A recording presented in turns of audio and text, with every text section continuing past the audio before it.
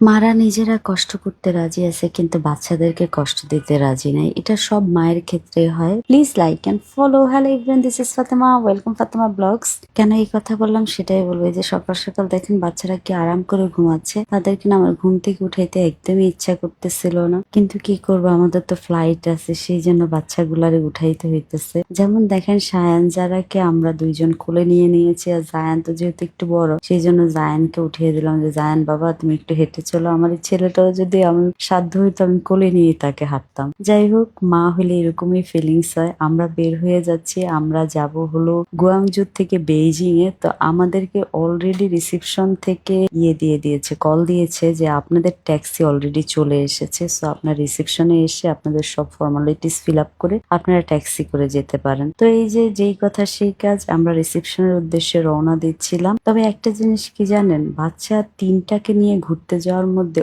অনেক কিছু ফেস করতে হয়, অনেক ডিফিকাল্ট টাইম ফেস করতে হয়। তারপরেও কিন্তু করা যায়, বুঝছেন, ম্যানেজ তো করা যায়। আমি আমার বাচ্চাদেরকে নিয়ে পুরো পৃথিবী ঘুরে দেখতে চাই, সবকিছু দেখাইতে চাই, সবকিছুর এক্সপিরিয়েন্স করাইতে চাই। সেই জন্যই আমি তিনটাকে নিয়ে মুভ করার এত বড় সাহস করি। কথা বলতে বলতে এয়ারপোর্টে চলে আসলাম। তারপরে হলো প্লেনে ওঠার পরে খাবার দিল।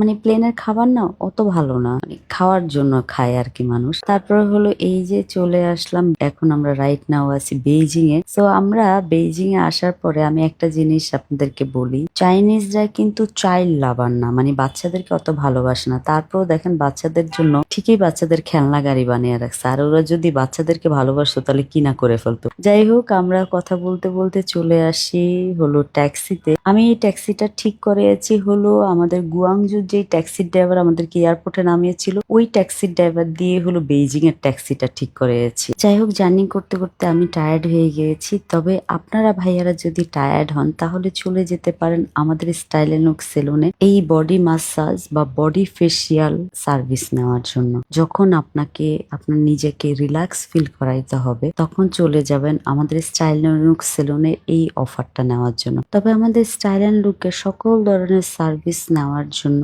অবশ্যই আমাদের স্টাইল এন্ড লুকের পেজে চোখ রাখতে হবে। সেই জন্য স্টাইল এন্ড লুকের পেজটাকে একটু ফলো করে দিবেন। তবে একটা জিনিস কি জানেন ভাইয়ারা, আপনারা যখন অনেক বেশি কাজের প্রেসারে বিরক্ত থাকবেন, টায়ার্ড থাকবেন, তখন এভাবেই চলে আসতে পারেন আমাদের স্টাইল এন্ড লুকের সেলুনের এই সার্ভিসগুলো নেওয়ার জন্য। নিজের বডিকে নিজের মনকে রিফ্রেশ করার জন্য আমাদের 4টা ব্রাঞ্চ আপনাদের জন্য খোলা আছে। চলে আসবেন স্টাইল এন্ড লুকে। সো আমিও কথা বলতে বলতে চলে আসলাম হলো আমাদের বেইজিং এর হোটেলের সামনে। তো এই যে হোটেলের ভিতরে ঢোকার পরে হলো আমাদের লাগেজ দেখে লিটারেলি আমার মনে হচ্ছে মা আমি এখন বসে কান্না করি। মানে বাচ্চা যদি নিয়ে যান না, সাথে এতগুলো লাগেজ থাকে, একদম টায়ার্ড লাগে। আচ্ছা যাই হোক, টায়ার্ড হইলে তো হলে চলবে না। চলে আসলাম আমরা আমাদের হলো আপনার বেইজিং এর রুমটাতে। তো এই যে একটা রুম যেটা হলো 2টা বেড দেওয়া হয়েছে। তো এই রুমটা হলো আমরা নিয়েছিল, এটা ঠিক হোটেল না, এটা হলো সার্ভিস অ্যাপার্টমেন্ট। আমরা হলো গুয়াংজুতে সার্ভিস অ্যাপার্টমেন্টেই থেকেছি, কারণ হলো সায়ান যারাকে খাবার রান্না করে খাওয়াইতে হয় সেই জন্য। তো ভদ্রমহিলা এসে এই যে আমাদেরকে চুলাটা ঠিক করে দিচ্ছে। যেহেতু বাচ্চারা অনেক সকালে উঠেছে, কিছুই খায় নাই, তো সেই জন্য বাচ্চাদের জন্য আমি এখন রান্না করছি। সেটা হলো খিচুড়ি, আর আমরাও খেয়ে নেবো সেই খিচুড়িটা। খিচুড়ি বসিয়ে দিয়ে বাচ্চাদের সাথে সেখানে গল্প করছিলাম। তো আজকে জার্নিটা